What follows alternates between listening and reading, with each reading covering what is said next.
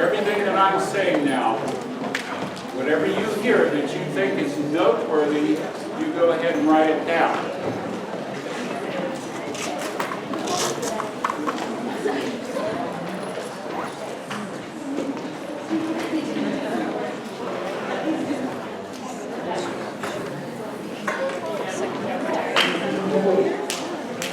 Everyone got a pen? You got a pen? Okay, let's go. All right, now let's come back to what leadership is, all right? I said it was nothing more and nothing less than influence. Now, there is a difference between leading and directing. Who can tell me the difference? What's the difference between leading and directing? Yes, Anna. You can lead without saying a single word. Beg your pardon? You can lead without saying a single word. Yes, you're right. But what is the difference between directing and leading? Yes. When you're leading someone, they want to do it. That's What's your name? Jade. I didn't know. Jade, the lead. Jade. Jade? Yeah. Okay, good. Well, I'll remember it now. She's exactly right. There is a difference between leading and directing because when you lead, people want to follow that influence. All right? Big, big difference. Leading can be formal or informal, and it can be spoken or not spoken. Anna, you said you can lead without saying a word. Could you give us a real-life example or illustration of that? Just being a positive example for people, and a lot of times you can get people to do what you would like them to do as a leader in this case by doing it yourself. Your actions speak far louder than your words, okay? I have a buddy who's with us in the Institute. One of his favorite things, he says, your actions are speaking so loud I can't hear what you're saying, okay? Now, it's formal or informal. Anytime you have influence, you are leading. Let's say we have a project team here. What's your name? James. James. That should be easy for me to remember. Okay. Let's say James and I are in a project team together. Let's say I'm the one who's in charge of the project. But James is in there with 6 other project team members. Let's say that he's coming up with ideas that I'm not. And let's say he's garnering respect that I'm not. Not that I'm being disrespected, but let's say he's influencing that group informally. He actually can hold a much stronger leadership position than can I. Because leadership is not a function of title or on an organization chart or being called doctor or whatever. No. Leadership is a function of influence. Now, let me ask you a question. When do we first start learning to lead? Kathy, when was the first time in your life where you actually felt like you were exercising influence? Sometime, I guess, when I was a kid and around with friends. Probably. Did you have siblings? Yeah, Little sister, little brother? old and older. Okay. And you had friends. If you were influencing, yes, that's where you first start learning leadership. Okay? So keep in mind, it's lifelong, it's formal, informal, but most importantly, it is influence. And it has the power to guide not only actions, but the thoughts and behavior of others.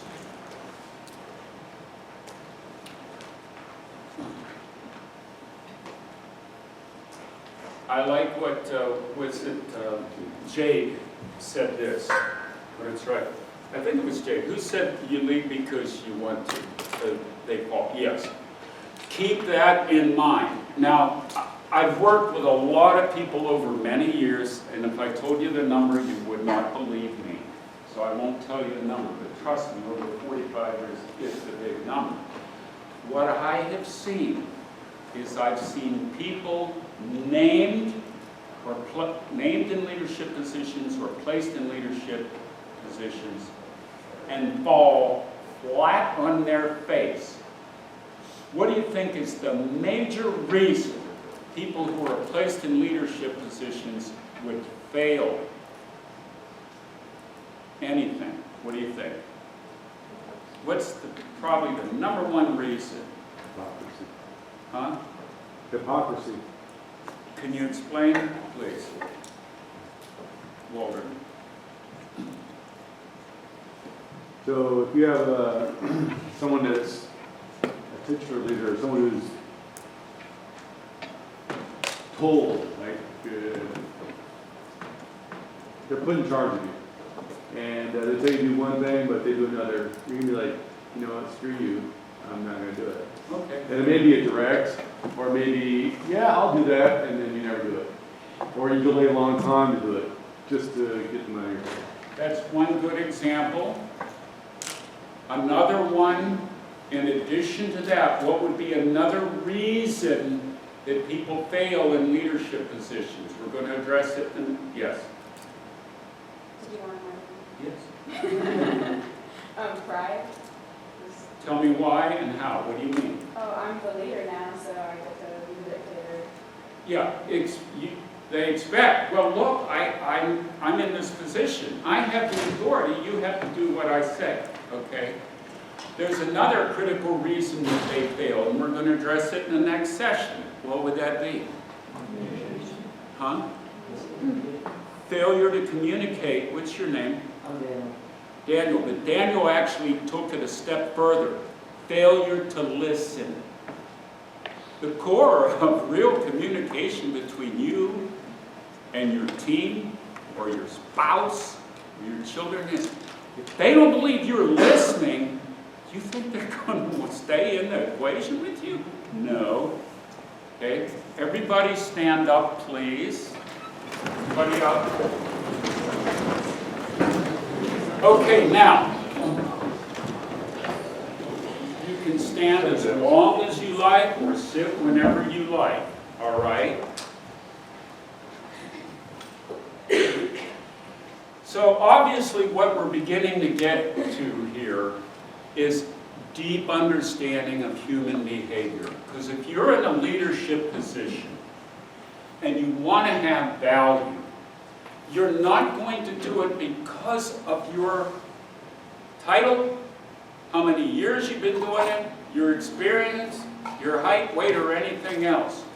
You're only going to have value as a leader if you have positive, constructive influence. And that is a habit, and it's a way of life. Now, many of you have already demonstrated. That's why you're here. That's why you are here. You are in a service profession. I don't think the majority of you are here because you want to make money. At least I hope not. I don't think the majority of you are here because you want authority and you want to be a doctor.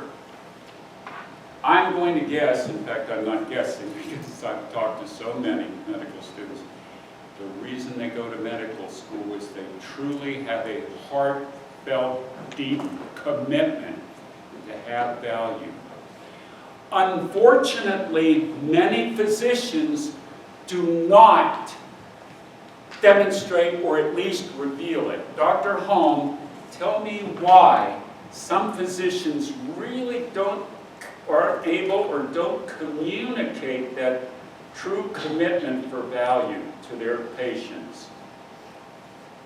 A lot of times there's a sense of, in the past especially, the physician being at the high point of the hierarchy, and the patient down at the bottom eventually gets trickled down to care through a team of healthcare providers. And they don't want to reveal, that influence. They often, a physician doesn't want to communicate a lot of their compassion with patients because it shows some vulnerability.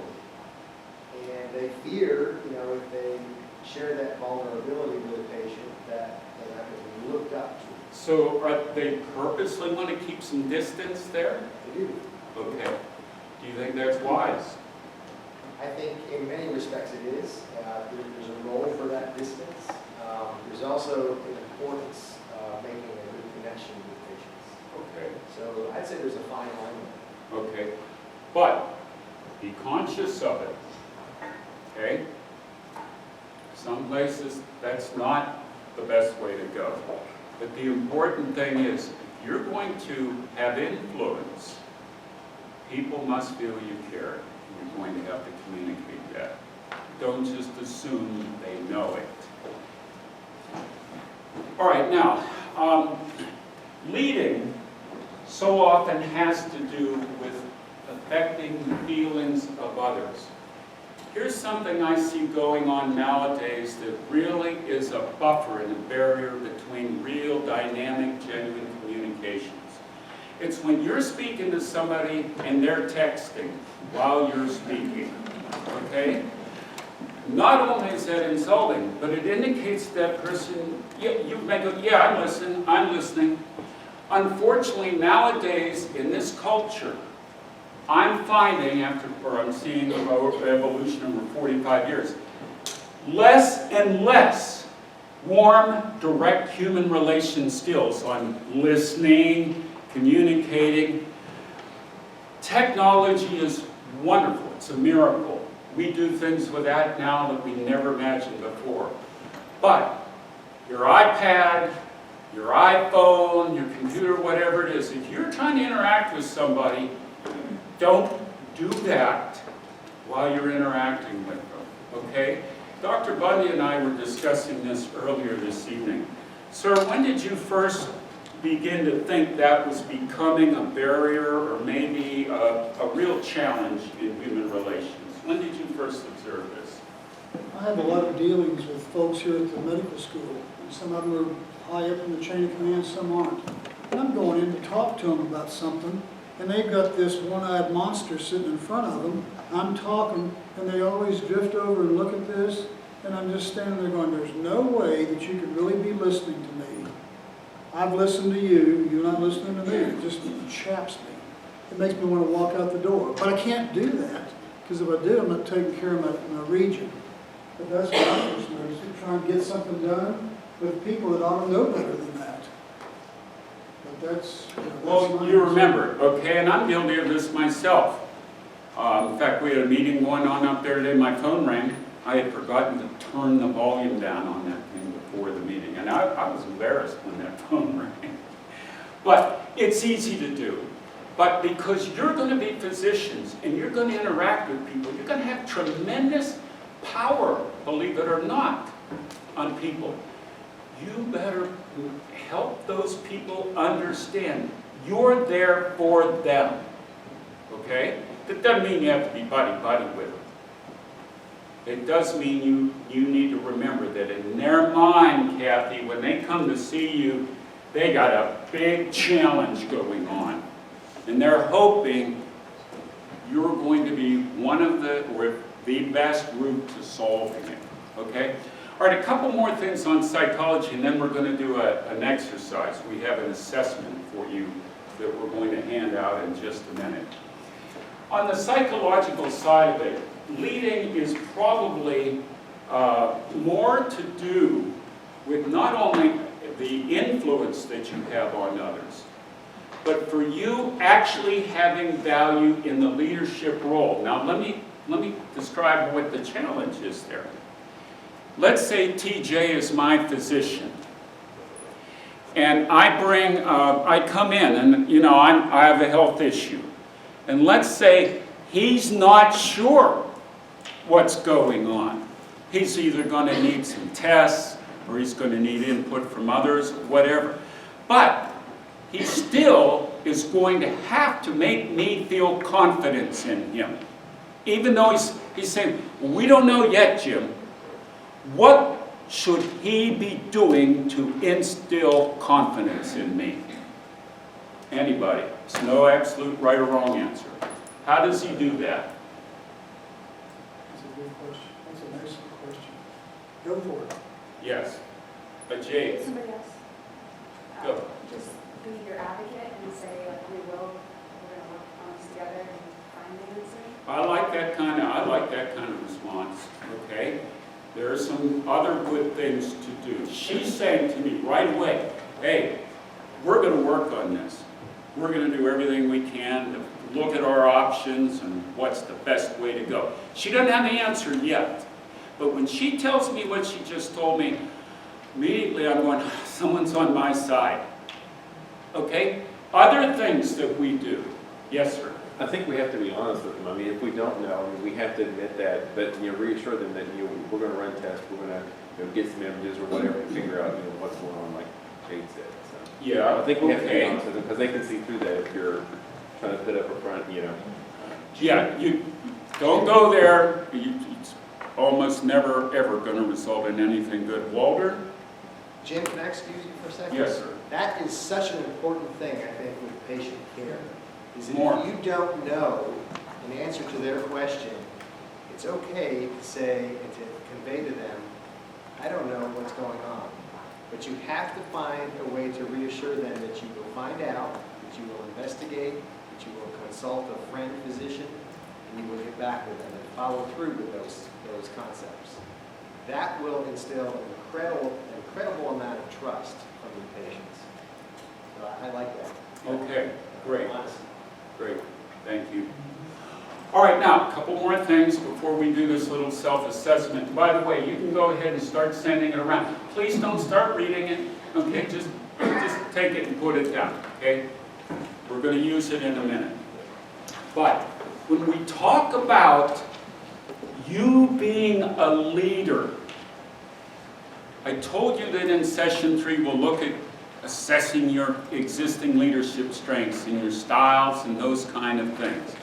But the bottom line is there's no absolute right style or wrong style on being an effective leader. There is a right principle and a wrong principle about leading that is kind of the key to the whole thing. It is this. When people recognize you have value and you are willing to provide your perspective and value, whether they agree with it or not, they will begin to see you as a leader. There are a number of people in this class that are illustrating that already. And as I said, I don't want to embarrass Gina, but last year when she was in the program, she was not afraid to give her perspective. A lot of times it was excellent, sometimes it wasn't close to what we were shooting. But she had value, and she was demonstrating leadership. And that's kind of like the golden rule, the key. All right, a couple more things. One is the role of enthusiasm in leading. You know, what you have to recognize is whether you are speaking or not, you're communicating all the time. Even if you're not saying a word. For example, I can look at this group, I know who's with me, I know who's kind of wandering, and I know who's somewhere else. You better recognize that people are very well skilled at determining what is going on, even without you telling them. So, because of that principle, if you want to be an effective leader, recognize that the visual side is powerful. There was a famous television debate in 1960. You're all too young to remember this. In fact, I'm sure none of you were born. Possibly. You weren't? Okay. All right. Now, this was a classic debate between two candidates, John F. Kennedy and Richard Nixon. Have you ever heard of them? Okay. All right, now, in this debate, what happened was there was a TV audience and there was a radio audience for this first debate. And when the debate was done, they immediately were surveying and calling and finding out, okay, who won that debate? The radio audience overwhelmingly chose Nixon. He knew far more about foreign policy. He knew much more about the issues in government. However, the television audience overwhelmingly favored who? Do you know why? Anybody want to guess? His appearance. His appearance. But also the people in charge of the layout, the setup and the production, they were Democrats. They were smart. You know what they did? They put Nixon under really bright, hot lights. And poor Nixon, he had on a gray suit, a light gray suit. Well, guess what color the background was behind him? Light gray. And with the hot lights on him, he's sweating, and his eyes are darting back and forth. Then you got JFK. They bring the camera back. He had on a charcoal suit, okay?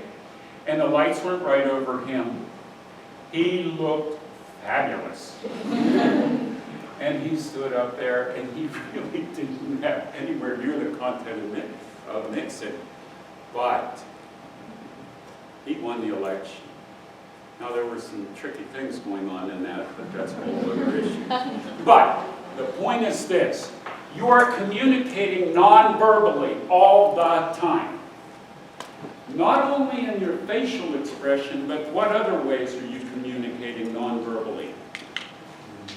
Your posture. Your posture, your tone of voice, okay, what your eyes are doing. You know why a lot of these let me think of a positive way to say this. I won't even go there. I'll just say a lot of times in negotiation, people will wear dark glasses. You know why? You don't want people to see their eyes, because your eyes are communicating all the time. You remember that as a physician. People are looking at you all the time, even when you don't think they are. So you must carry yourself with at least an air of confidence. There's a difference between an air of confidence and being arrogant. What's the difference?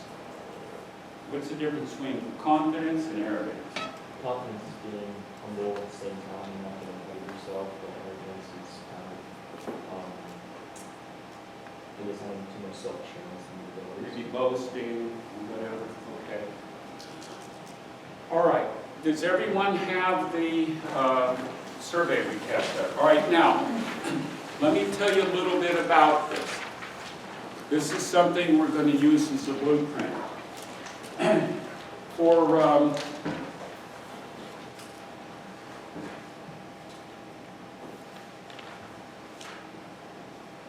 the last 45 years, I have worked in the arena of people being successful professionally, and most of it has to do with leadership. Okay?